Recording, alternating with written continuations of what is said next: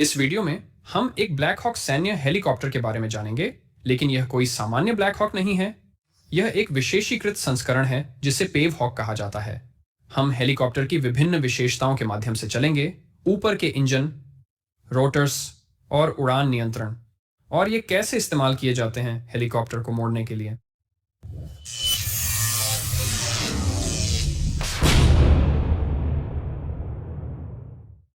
ये video ground news के प्रायोजन से है।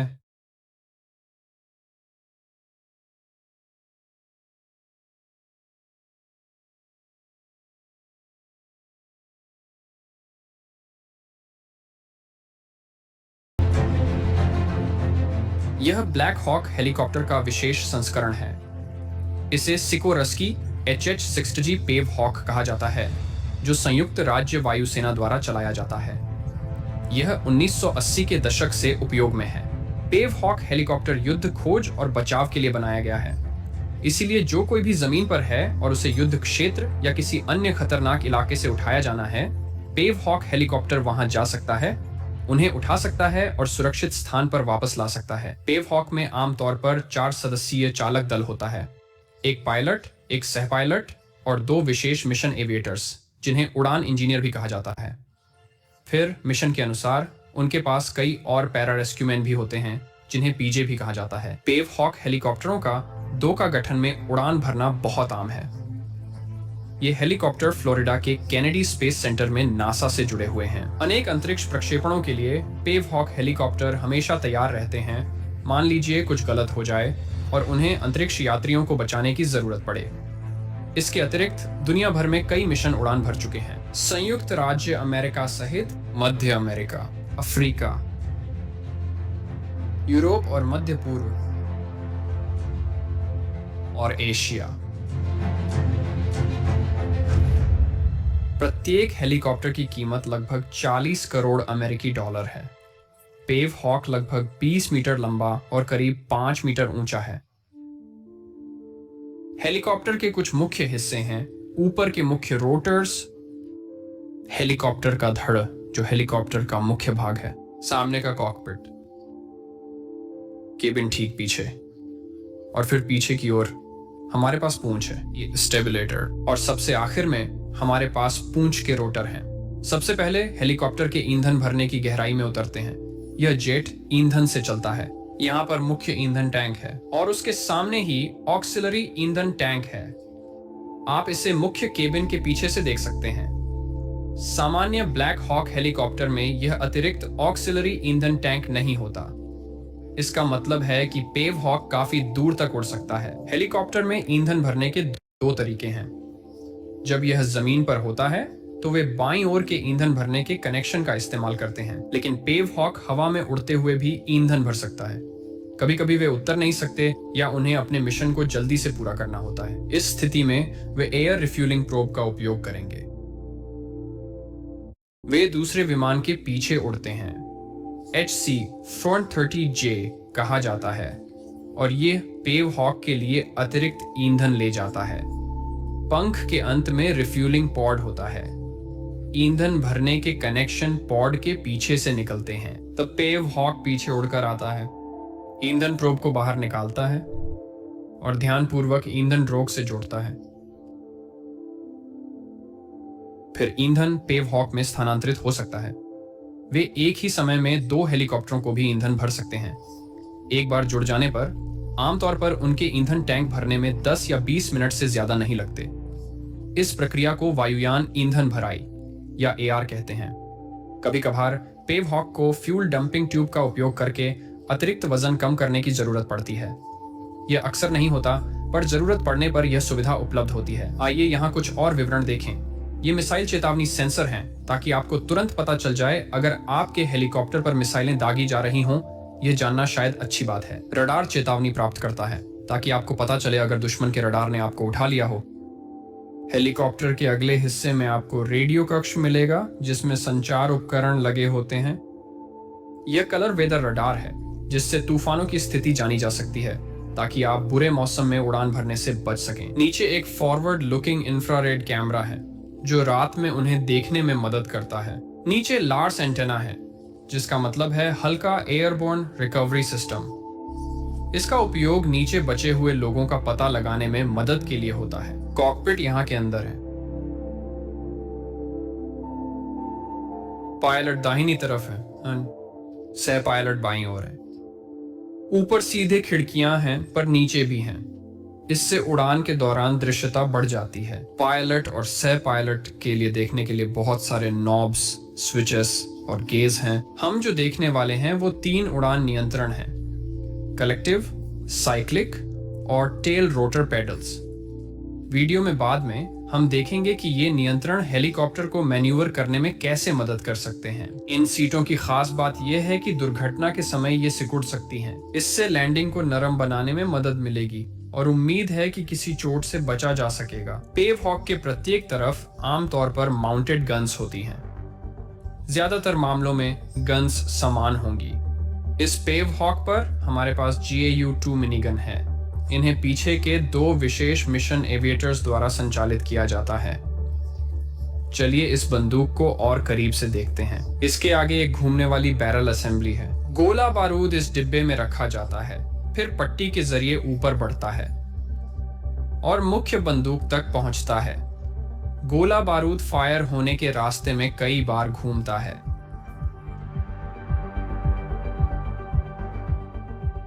ये बंदूक प्रति मिनट 4000 गोलियां चला सकती है।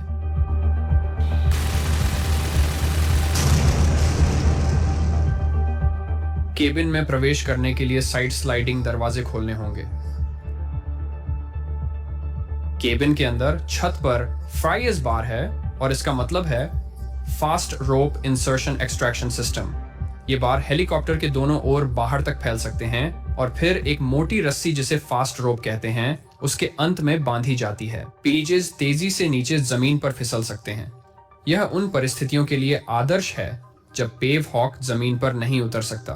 कभी कभी हमें बचे लोगों को हेलीकॉप्टर में ऊपर खींचना पड़ता है, उस समय वे हॉइस्ट का इस्तेमाल करते हैं। यह एक हाइड्रोलिक शक्ति से चलने वाली केबल प्रणाली है जो जमीन से बचे लोगों को ऊपर खींचती है। इसकी केबल की लंबाई 61 मीटर है और वजन सीमा 272 किलोग्राम है। ये चैफ और फ्लेयर बकेट्स हैं और ये हेलीकॉप्टर के दोनों ओर होते हैं। फ्लेयर बकेट्स वो होते हैं जो आगे की ओर होते हैं और आगे भी इनके 2 और होते हैं। चलते हैं तो आतिशबाजी जैसा दिखता है। असली मकसद है गर्मी को खोजने वाली मिसाइलों को भ्रमित करना और हेलीकॉप्टर को बचाना। चैफ बकेट्स ऊपर और पीछे की ओर इशारा करते हैं। ये धातु के छोटे टुकड़े पूंछ के पंखे में छोड़ता है जिससे चैफ का बादल बनता है। यह हल्का धुआं जैसा दिखता है। यहाँ मकसद दुश्मन के रडार को भ्रमित करना होता है। ये जगह यहाँ को ऑफ्ट ट्रांजिशन बे कहते हैं, जो मूल रूप से और इलेक्ट्रॉनिक उपकरण रखने की जगह है। पेव हॉक के किनारे पर कुछ सीढ़ियां हैं। ये पैरों के लिए अच्छे हैं जिससे हेलीकॉप्टर पर चढ़ना और भी आसान हो जाता है ताकि रख रखाव और प्री फ्लाइट जांच की जा सके। पेव हॉक में 2 इंजन हैं। ये जनरल इलेक्ट्रिक T701C इंजन हैं। इन्हें टर्बो शाफ्ट इंजन कहा जाता है। ये सामने से हवा खींचता है, उसे गर्म करता है और फिर संपीड़ित करता है जिससे बीच वाली धुरी घूमती है। वो इसीलिए इसे टर्बो शाफ्ट इंजन कहते हैं। अब इसकी तुलना टर्बोजेट इंजन से करें। हवाई जहाज में ये सामने से हवा खींचता है, उसे संपीड़ित करता है, गर्म करता है और फिर बीच वाली धुरी को घुमाने के बजाय उस गर्म हवा को पीछे की ओर फेंकता है। यही वह जोर है जो हवाई जहाज को आगे धकेलता है। अब यह टर्बोजेट इंजन है।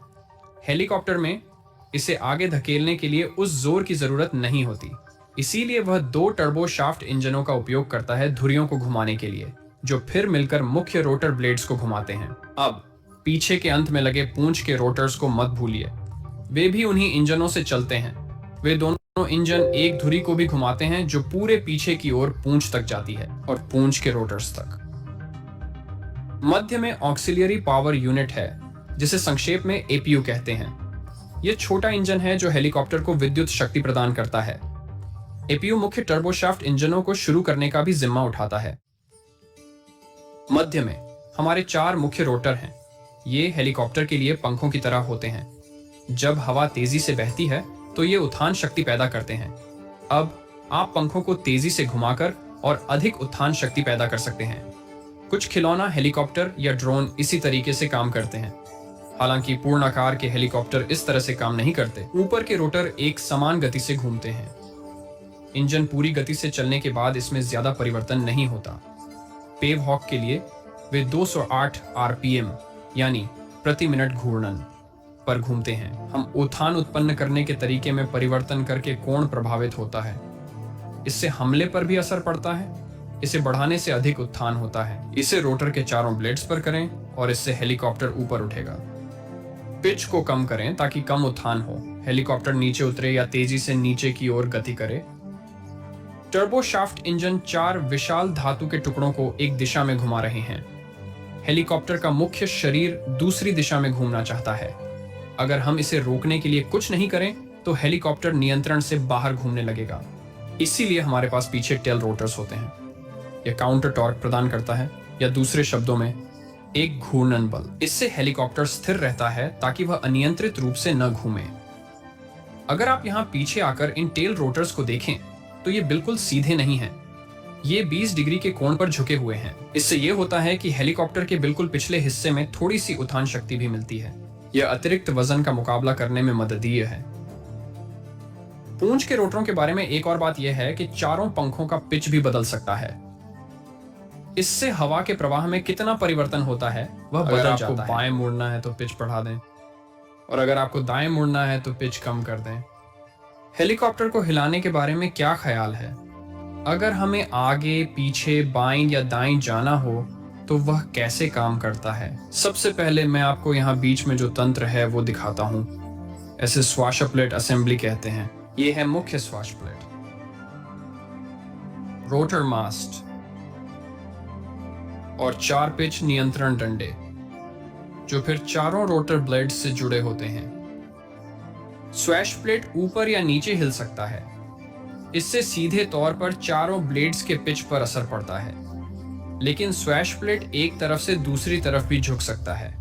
इसका मतलब है कि यह कुछ ब्लेड्स के पिच को, और अगर आप इसे ज्यादा घूमते हुए देखें तो हर ब्लेड बदल रहा है। चलिए इस ब्लेड पर ध्यान देते हैं। दाहिनी ओर होने पर सपाट होता है, लेकिन बाईं ओर होने पर अधिक कोणीय होता है। यह सपाट है, अब यह कोणीय है। यह सपाट है, अब यह तिरछा है। इसका मतलब हेलीकॉप्टर के विभिन्न पक्षों पर असमान उठान है। इसका उपयोग हेलीकॉप्टर को विभिन्न दिशाओं में मोड़ने के लिए किया जाता है। तो संक्षेप में, स्वाश प्लेट तंत्र हेलीकॉप्टर को नियंत्रित करने के मुख्य तरीकों में से एक है। यहाँ समझने के लिए सबसे कठिन चीजों में से एक है, जिसे जायरोस्कोपिक प्रिसिशन कहते हैं। यह किसी भी घूमने वाली चीज के साथ होता है।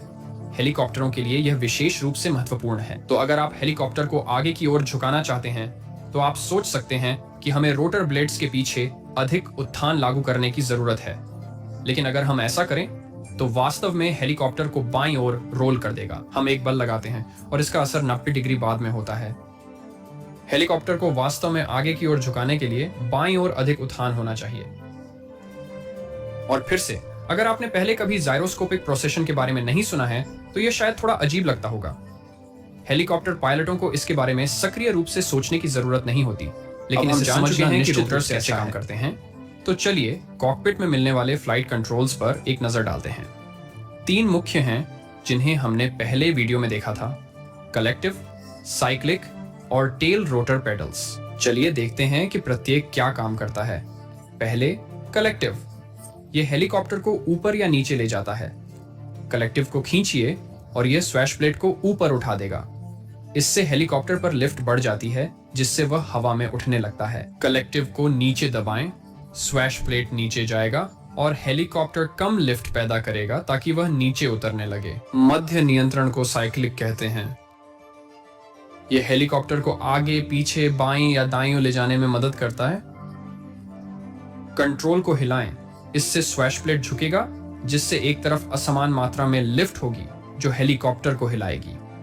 यह स्वचालित रूप से जायरोस्कोपिक प्रिसिशन के लिए समायोजन करता है। पायलट को केवल साइक्लिक को उस दिशा में हिलाना होता है जिस दिशा में हेलीकॉप्टर को जाना होता है। ये टेल रोटर पेडल हैं। निश्चित रूप से हेलीकॉप्टर को बाएं या दाएं घुमाने के लिए पूंछ के रोटरों का उपयोग करता है। इसे यौ को नियंत्रित करना भी कहते हैं, या घूर्णन की लंबवत धुरी।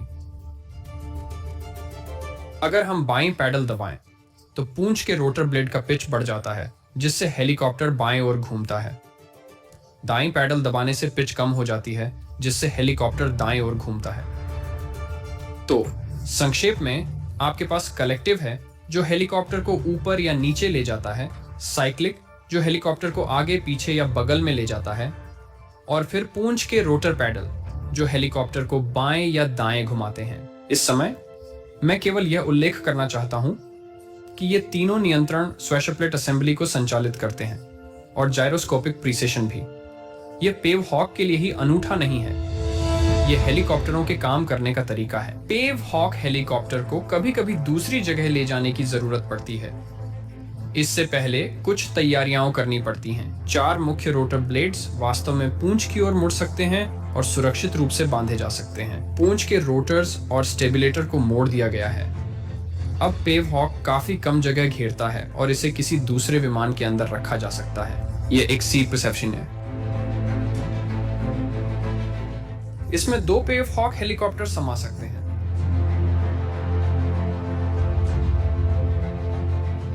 अब इसका उतना इस्तेमाल नहीं होता, लेकिन पेव हॉक में पूंछ को मोड़ने की भी क्षमता है, जिससे कुछ अत्यधिक मामलों में आकार और भी कम हो जाता है। HH-60G पेव हॉक अब लगभग 40 वर्षों से उड़ान भर रहा है। निकट भविष्य में किसी समय इसे HH-60W जॉली ग्रीन 2 से बदल दिया जाएगा। इससे इलेक्ट्रॉनिक्स, ईंधन प्रणाली, इंजनों और कवच प्लेटिंग में कई सुधार होंगे, और जाहिर है हथियार प्रणालियों में। आज की दुनिया में सीखने के लिए बहुत कुछ है। एक स्रोत से समाचार पढ़ने पर आपको कहानी का केवल एक हिस्सा मिलता है। ग्राउंड न्यूज इस समस्या का समाधान है। ये वेबसाइट और ऐप वर्तमान घटनाओं की तुलना करने और उनके कवरेज को देखने देते हैं। एक कहानी चुनें, फिर बायस वितरण चार्ट देखें जो आपको दिखाता है कि कौन से समाचार संस्थान उसे कवर कर रहे हैं और उनका राजनीतिक स्पेक्ट्रम पर स्थान क्या है। फिर आप विभिन्न स्रोतों पर क्लिक करके स्वयं देख सकते हैं। ग्राउंड न्यूज के साथ आप सुनिश्चित कर सकते हैं कि आप पूरी तस्वीर पा रहे हैं, न कि सिर्फ उसका एक टुकड़ा। इससे आप शोर को काटकर दुनिया को बेहतर समझ पाएंगे। उनकी एक और उपयोगी सुविधा है जिसे ब्लाइंड स्पॉट कहा जाता है, जो आपको उन कहानियों को देखने देता है जिन्हें राजनीतिक स्पेक्ट्रम के दोनों पक्षों द्वारा कम रिपोर्ट किया जाता है। आप ग्राउंड न्यूज को अपनी रुचि के विषयों जैसे कि वित्त, विज्ञान या खेल को दिखाने के लिए व्यक्तिगत बना सकते हैं।